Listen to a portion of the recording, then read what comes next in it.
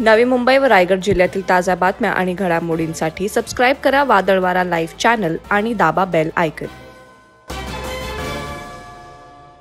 कर्जत शहरात भर रस्त्यात विवाहित महिलेवर जीवघेणा हल्ला झाल्याची घटना घडली आहे। कौटुंबिक वादातून पतीनेच हा हल्ला केल्यानं कर्जत शहर हादरून गेलंय। या घटनेतील गंभीर जखमी महिलेचं नाव कविता शेखर रोकडे असून ती रविवार दिनांक 28 जानेवारी रोजी आपल्या कर्जत मुद्रे येथील वडिलांच्या घरी स्कूटीवरून निघाली होती। यावेळी कविताला फोन आला म्हणून ती मुद्रे येथील अग्निशमन वाहन तळ असणाऱ्या परिसरात थांबली होती। त्याचवेळी मागून तिचा पती शेखर रामचंद्र रोकडे यांनी येऊन कविताच्या डोक्यावर लोखंडी रॉडच्या सहाय्यानं वार करून तिला जीवेठार मारण्याचा प्रयत्न केला।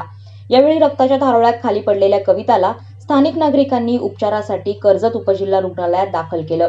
मात्र तिची प्रकृती चिंताजनक असल्यानं तिला पुढे कामोठे येथील एमजीएम रुग्णालयात हलवण्यात आलंय। रोकडे पती पत्नीमध्ये वारंवार भांडण होत असल्याने ते वेगळे राहत होते। कविता ही कर्जत येथील नाना मास्तर नगरमध्ये तर पती शेखर हा बदलापूरमध्ये राहत होता। या दाम्पत्याने कायमचं विभक्त होण्यासाठी न्यायालयात दावाही दाखल केला असल्याचं समजतंय।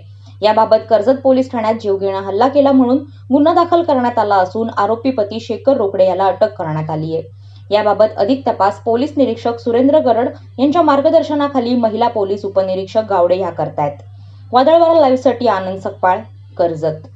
नवी मुंबई व रायगड जिल्ह्यातील ताज्या बातम्या आणि घडामोडींसाठी सबस्क्राईब करा वादळवारा लाईव्ह चॅनल आणि दाबा बेल आयकॉन।